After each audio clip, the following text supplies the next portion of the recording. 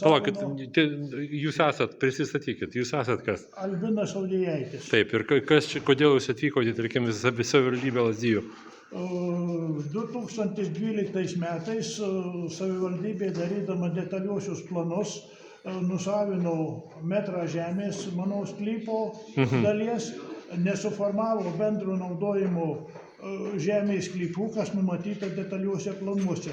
Kelių išmatavimai padaryti su didelėmis klaidomis, nusavinta ne tik mano vieno žemė, bet ir kitų savininkų. Tarkim, tiesia kelią ir, tarkim, atrėžė ten šmotą žemės. Svarainio antrosios kelias išplatintas iki 7 metrų 49 centimetrų, kur kelias turi būti 6 metrų. Taip. Va, ko pasiekoje nusavinta dalis mano žemės, ką nacionalinė žemės ūkio tarnyba man sustatė dokumentus ir iškėlė administracinę teiseną.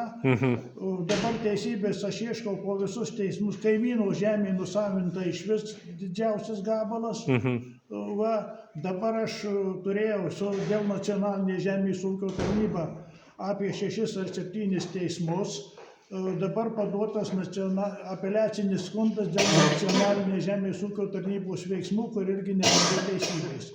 Pietų statybos inspekcija gaunasi panaši situacija.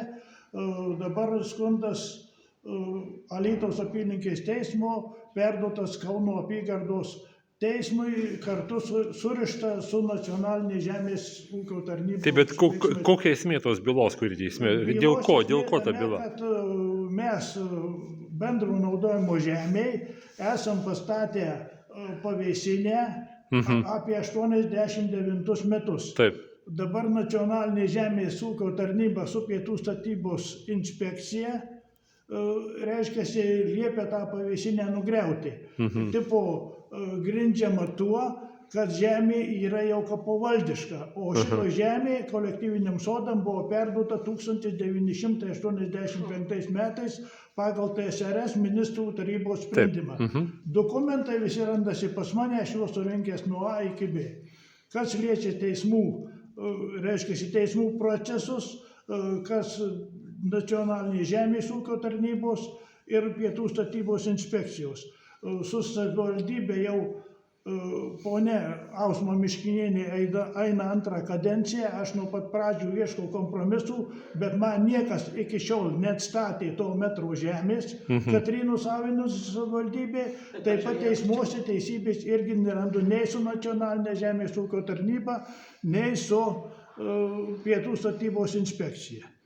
Buvau nuvykęs ir asmeniškai kreipiausi į nacionalinę žemės ūkio tarnybą. Žiūrėkit, aš suprantu, tarkim, bet tai dabar šiandien šitą antikorupcijos komisija kažkaip nesusidomėjo tą visą istoriją, ar ne? Antikorupcijos komisija nesidomi šitą istoriją vien tik tai dėl to, kadangi žinau, kad yra neteisūs, yra savivaldybės darbuotojai, kad jie tikrai yra pridarę daugybę klaidų, nuskriaudę kolektyvinių sodų žmonės ir iki šiol nesiema priemonių klaidom ištaisyti. O tai jūs žalą prašykit, kad atlygintų, tarkim, savivaldybė, tada kitaip kalbės. Bandžiau prašyti, net nesileidžia reaguoti.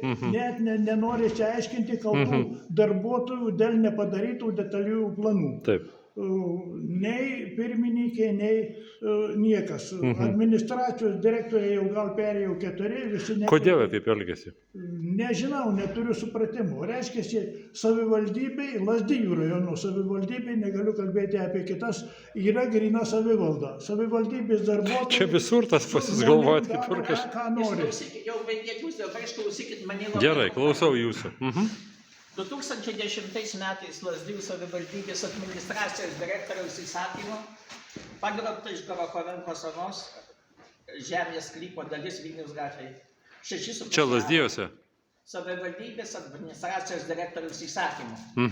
2020 metais, 23 gaunu pranešimą, kad Vilniaus gatvėje 79 buvo atlikta žemės sklypo nauji matavimai.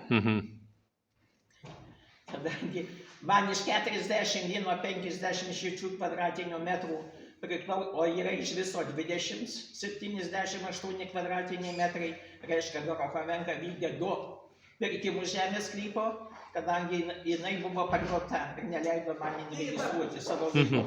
Taip. Nu, vienu žodžiu, ir atliktas matavimas man nedalyvaujant ir dabar reikalauju 3 mėnesiai išduoti planą, naujų matavimų neišduoda. Tai va dabar užkabinu, jo, Klėjus man nepadėjo. Baig tai va, pagrobta 6,5 žemės sklypas areštuoti.